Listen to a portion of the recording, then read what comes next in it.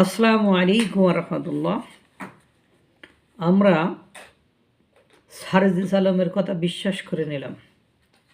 সে স্টেজে দাঁড়িয়ে ঢাকা বিশ্ববিদ্যালয়ের আরও কিছু ছাত্রদেরকে পরিচয় করে দিয়ে বলছে ঢাকা বিশ্ববিদ্যালয়ের হলে থাকতে হলে ছাত্রলীগ করা লাগতো।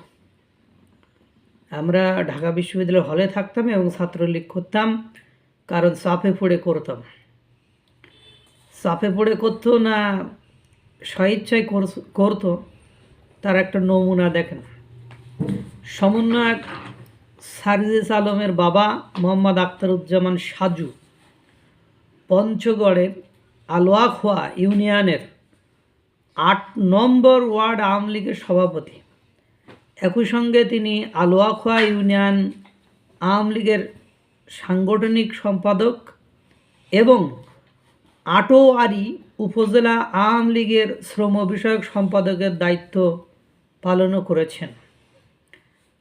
তাহলে বুঝলাম না, ও ঢাকা ইউনিভার্সিটিতে হলে থাকার জন্য ছাত্রলীগ করতো, কিন্তু ওর আব্বা কাজ চাপে পড়ে এত বড় বড় পোস্ট, একটা ইউনিয়নের সভাপতি হইতে গেলে, আওয়ামী লীগের সভাপতি হইতে গেলে কতজনকে টপকায় আসতে হয়, এটা অবশ্য আপনারা বোঝেন।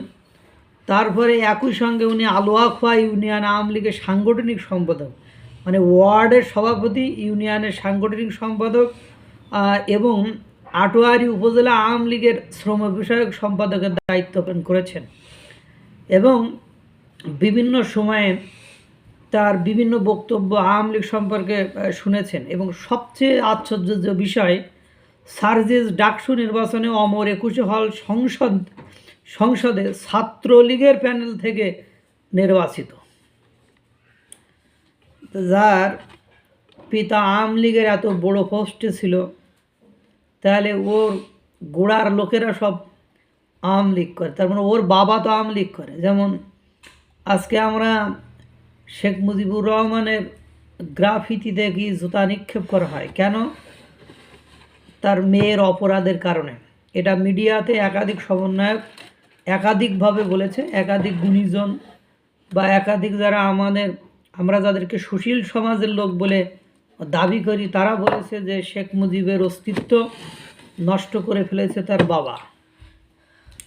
তো এখন ঘটনা হলো, এর বাবা যে এই আওয়ামী লীগের সভাপতি ছিল, সাংগঠনিক সম্পাদক, শ্রম বিষয়ক সম্পাদক, এত কিছু দায়িত্ব পালন করেছে এবং ও নিজেও বলছে যে খালেদ মহিউদ্দিনের একটা টক শোতে সে নিজেই বলছে যে আমি হলো পদবঞ্চিত, মানে কেন্দ্রীয় ছাত্রলীগের যে কমিটি দিয়েছিল সেখানে আমি পদবঞ্চিত একজন ব্যক্তি হিসাবে আপনার সামনে বলতেছি। মানে ও সর্বোত্তম চেষ্টা করেছিল কেন্দ্রীয় পর্যায়ে একটা পদ নেওয়ার জন্য, কিন্তু সে বঞ্চিত হয়েছিল, সে সেই পদটা পায়নি।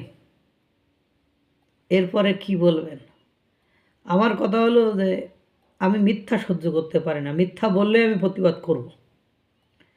ও মিথ্যা বলছে, ও ছাত্রলীগ করতো, সেটা ব্যাপার, ওর ব্যাপার। সে ছাত্রলীগ করতো, তো স্বীকার করতে পারতো যে আমি ছাত্রলীগ করতাম, কিন্তু আমি যখন পরিবেশ পরিস্থিতি এরকম দেখছি বা আমার এটাকে যথার্থ মনে হয়েছে, তখন আমি চলে আসছি, এটা বললেই তো হতো। সে এখন সব ব্লেম, সে সব দোষারোপ ছাত্রলীগ আওয়ামী লীগের উপর চাপাতে চায়, তাদেরকে ছোটো করতে, অথচ ওর পিতা ওদের জন্মই তো এইখান থেকে, ওরা আজ যেখানে আসছে সেখানে ওদের প্ল্যাটফর্ম তো এইখান থেকেই তৈরি হয়েছে। ওদের ওই যে পেট কাটলেই তো এখন আওয়ামী লীগের টাকা পয়সা বাইর হয়, আওয়ামী লীগের সুযোগ সুবিধা বাইর হয়।